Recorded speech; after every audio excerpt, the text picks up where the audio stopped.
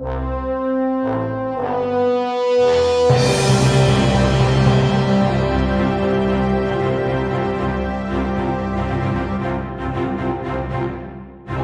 back. I have another person from the government of Newfoundland and Labrador who many of you may know, but for those who don't, Siobhan, could you go and introduce yourself and the portfolio that you're responsible for? Hello, everyone. I'm Siobhan Cody. I'm Deputy Premier, Minister of Finance, President of the Treasury Board.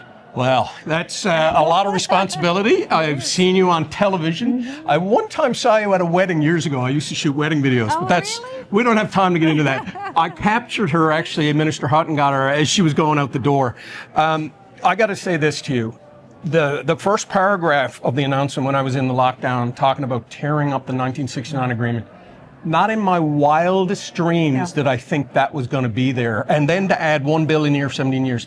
Tell us what that means.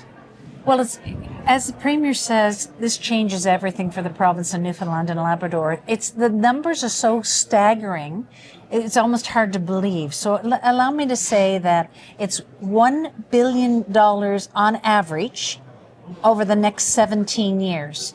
So if we hadn't torn up the agreement, of course, we wouldn't have that cash.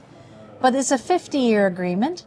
So it means it's $180 billion nominal. So that means a tremendous amount to the people of the province of Newfoundland and Labrador. That is just on the Churchill Falls project as it exists today. So I'll call that one element. But another element is the new projects. So Quebec needs more energy. We know that. That's why they're so interested in changing the 2041 contract. So the second big element are these 4 new mega projects. So you're talking about the development of Gull Island, the Churchill Falls expansion, and I'll talk about that in a minute, Churchill Falls upgrades, and then a new transmission line within Newfoundland and Labrador. So I could talk to you about those 4 projects if you like. Yes, please. So let me talk about Gull Island. Everyone knows Gull Island, but they may not know that it is the last big hydroelectric opportunity in North America. Really? I didn't know that. It is a huge opportunity. Quebec would like the power. So Quebec will take the lead on the development and the risk on the development. Because, we have experience in Newfoundland and Labrador with Muskrat Falls, and we don't want to repeat that. No. But 60% of the project will be owned by Newfoundland and Labrador. 40% will be owned by Quebec.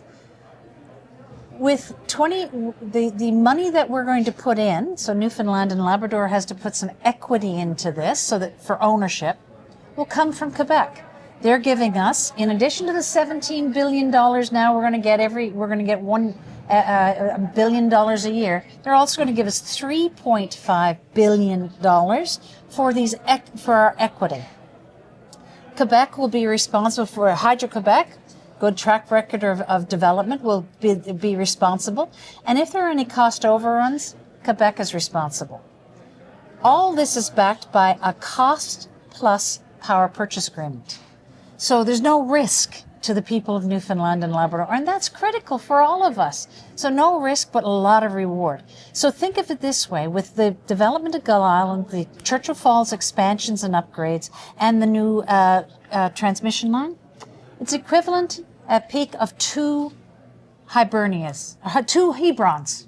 Hebron is closer to all of us because we're of that generation.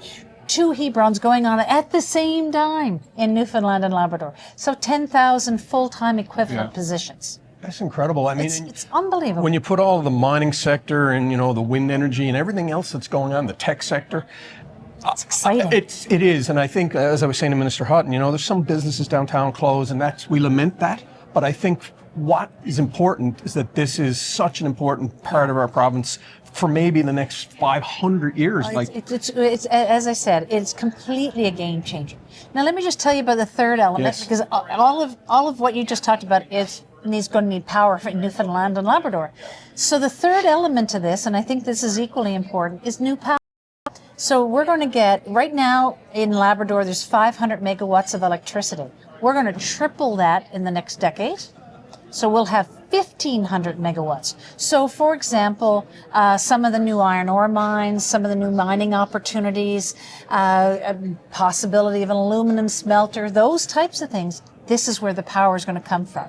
And there's pent-up demand now from new industrial development in Labrador. This gives us that power. So, for three things, a new Churchill Falls contract, new projects going on in the province with minimal risk to the province of Newfoundland and Labrador, and power. This is a game changer for all of us, for our families, for our children, our grandchildren, our great-grandchildren. How long have you been in government now? 9 years. 9 years last week. 9 years. Did you ever think 10 years ago that this would happen? I hoped. I have to say there's been some really big milestones in my 9-year career in government. 9 year, and we're into the 10th year now. You know, this is the pinnacle, I would think.